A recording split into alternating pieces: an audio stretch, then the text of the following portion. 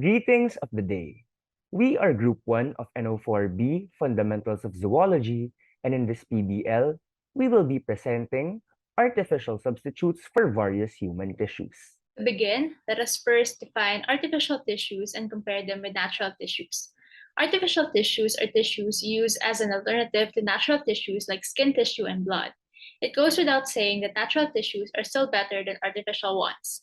This is because natural tissues are developed from the actual cells of the donor and they have lesser chances of developing any complications.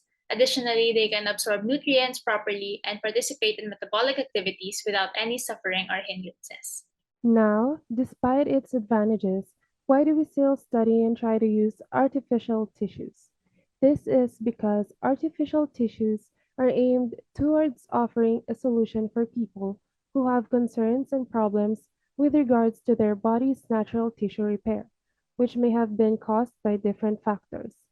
We can further understand this by knowing the use of artificial tissues. Artificial tissues for skin and blood are useful as they can help patients, especially since there is a shortage of donors. For artificial blood, they can be used to preserve donor organs better and prevent reperfusion injury, which is an organ tissue injury caused by the return of blood supply. Additionally, artificial blood can be useful for certain ethnic and religious groups who have concerns about human blood derived products. An example of these groups include the Jehovah's Witnesses. On the other hand, for artificial tissue, they can be used to properly heal large and deep skin defects that require skin substitution. They can also help patients with non-healing chronic wounds because if these are left untreated, they can cause financial burdens on healthcare systems and societies. Finally, artificial tissues can save patients from impaired vascularization, which can result in tissue necrosis or worse, amputation, especially in hard-to-heal chronic wounds. Now that we know why we need artificial substitutes for various human tissues, let us now move on to what is available to patients as of today. For blood, there are two types of substitutes, including hemoglobin based oxygen carriers or HBOCs and perfluorocarbons or PFCs. Hemoglobin-based oxygen carriers are a class of oxygen carriers that bind and release oxygen closer to physiological conditions than that of perfluorocarbons. HBOCs are cell-free carriers obtained by processing free hemoglobin via chemical modification, genetic modification, or embedding. While perfluorocarbons or PFCs are totally synthetic artificial blood products derived from fluorine and carbon containing chemicals. They are chemically inert but more effective than water or blood plasma in dissolving and absorbing oxygen in the lungs and then transporting oxygen throughout the body. The artificial substitutes for human skin that are currently available are categorized into two, namely the ones commercially available and the ones lab-grown. Commercially available skin substitutes include placental membranes, cultural epithelial sheets, dermal plates, epidermal plates, and composite grafts. On the other hand, the ones that are laboratory grown include conventional bioengineered dermoepidermal skin substitutes or DESS and cell-laden hydrogel substitutes. Placental membranes are viable skin substitutes because they contain epithelial cells, neonatal fibroblasts, and most importantly, mesenchymal stem cells or MSCs. MSCs are a component of placental membranes that can differentiate into multiple cell types and produce pro-regenerative cytokines. They can improve tissue repair and skin regeneration. Furthermore, they promote effective wound healing and anti-scarring. MSCs can stimulate the proliferation of the main cell type undergoing the wound healing process. An example of this type of skin substitute is Grafix, a commercially available placental-based cryopreserved allograft. It can be used to treat different acute and chronic wounds, burns, surgical incisions and dehiscence, and epidermolysis bullosa. On the other hand, cultured epithelial sheets, also known as cultured epithelial autografts, are composed of a patient's own keratinocytes, which are autologous or donor cells. These are used for wound coverage and healing, burn and reconstructive energy, and in treating large burn injuries and chronic ulcers. However, the use of CEA has limitations as it lacks a functionally competent dermal component. These can lead to inconsistent graft take rates, infection risk, and functional and aesthetic results that are often unsatisfactory. Moving on, for dermal plates, we can look at dermagraft as a concrete example. It contains allogenic human fibroblast cultured in a polyglactin scaffold which is bioabsorbable.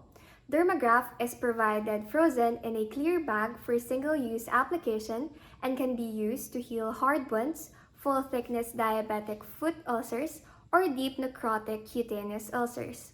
Dermagraft contains metabolically active living cells that help in reconstitution of the dermal layer. However, it has limitations as it needs multiple applications, has high cost, has safety issues owing to allogenic cells, and it lacks certain components like macrophages, lymphocytes, and etc. Meanwhile, an example of epidermal plates is the commercially available Apligraph. It is composed of a bovine type 1 collagen lattice with a dermal layer of human fibroblasts and the layer formed by human keratinocytes. This is approved by the FDA in treating partial and full thickness wounds, standard diabetic foot ulcer, and wounds that extend through the dermis. The use of Apligraph also has limitations, as it lacks certain components, have no clinical rejection but lack humoral or cellular response to keratinocytes or fibroblasts, and finally, they are temporary because allogenic cells do not survive longer than 1 to 2 months in vivo. Composite grafts, including alloskin and orcel, contain both major skin layers, the dermis and epidermis. They closely resemble natural human skin tissue structure and function. Additionally, they include allogenic dermis with autografted epidermal keratinocytes that permit rapid reepithelialization with a non-immunogenic cellular epidermis. An advantage it has compared to other types is that it follows a one-step application procedure. Alloskin and Orcel are used to treat acute and chronic wounds, and they facilitate rapid wound closure. We now head onto the laboratory-grown skin substitutes. The first is conventional bioengineered dermo-epidermal skin substitutes, which is still under development. It contains both major skin layers and closely resembles live native human skin. It is used to improve wound healing, cell engraftment, and skin function after transplantation. It is used to treat full-thickness skin injuries and burn and reconstructive surgery. Its limitations include the lack of sufficient vascularization necessary to support survival and viability after transplantation. Next, we have the cell-laden hydrogel substitutes.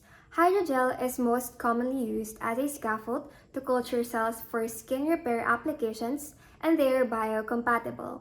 There are two different types, namely porous and stimuli responsive.